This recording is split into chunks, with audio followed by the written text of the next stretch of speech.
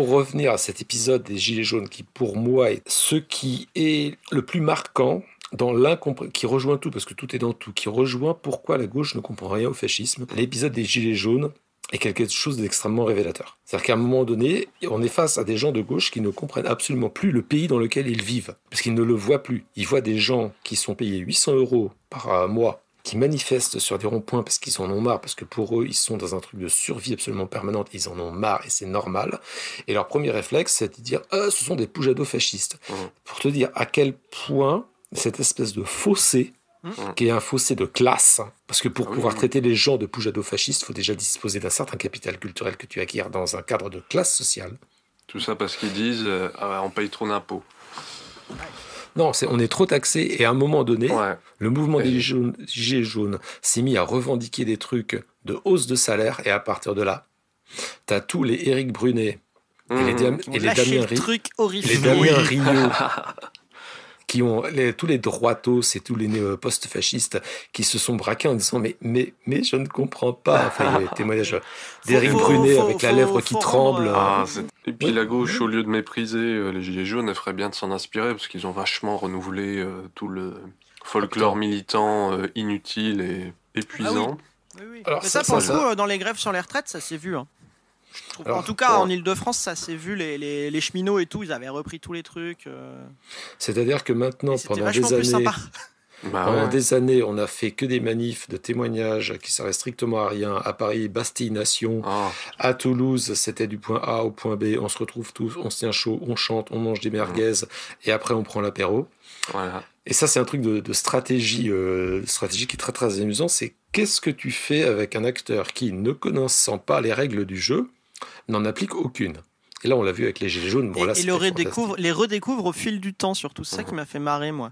Ils sont retombés sur les formes, on va dire, classiques du mouvement social, mais par expérimentation rapide. C'est-à-dire, ils ont commencé, ils ont fait leur truc sur les... Enfin, tu vois, ils ont fait la jacquerie, ils sont allés sur le rond-point devant les entreprises où ils bossent, en mode, on n'est pas content.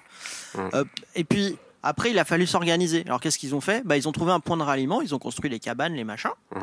Et puis, il a fallu discuter de qu'est-ce qu'ils allaient faire la semaine prochaine. Alors, ils ont fait une assemblée générale, et ainsi de suite, et ainsi de suite, et ainsi de suite. Et puis après, ils n'ont pas bougé, et ça faisait rien. Donc, ils se sont dit, je sais pas, faut peut-être aller vers les lieux de pouvoir, à Paris, tu vois. Il faut être peut-être très nombreux à Paris. Enfin, tu vois, c'est... Bon, nous avons tous en mémoire les images absolument fantastiques.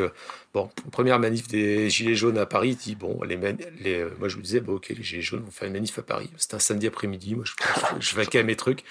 Et je vois les premières images de trucs où je vois les Gilets jaunes en train de dépaver les Champs-Élysées. Je fais, ah ouais. Et n'oublions pas le transpalette quand même. Et le transpalette. Et là, je me suis dit, wow. Ok, les mecs, là, c'est...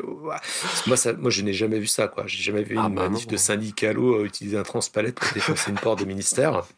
Et ils ont eu raison de le faire. Oui, tout à fait. Ils ont eu raison de le faire. Parce qu'à un moment donné... Je pense qu'ils n'ont jamais eu autant peur en face que...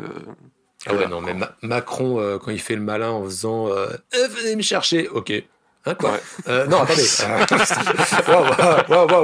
Pas si vite. Mais on était à ça quand même, à 2 doigts d'avoir que Macron nous fasse une Baden-Baden. Je pense qu'il l'a fait d'ailleurs. Moi, je pense qu'il l'a fait. Je pense qu'il s'est réfugié dans un coin pendant un moment donné, vers le décembre 2018. Il s'est planqué parce que c'était oh putain, c'est chaud. J'en suis sûr. Moins spectaculaire que Baden-Baden, parce que De Gaulle est disparu pendant vraiment quelques temps. Il a vraiment eu peur. Mais bon, c'était drôle. Donc voilà, je pense qu'à un moment donné, il y a une partie de la gauche qui pige plus rien au peuple.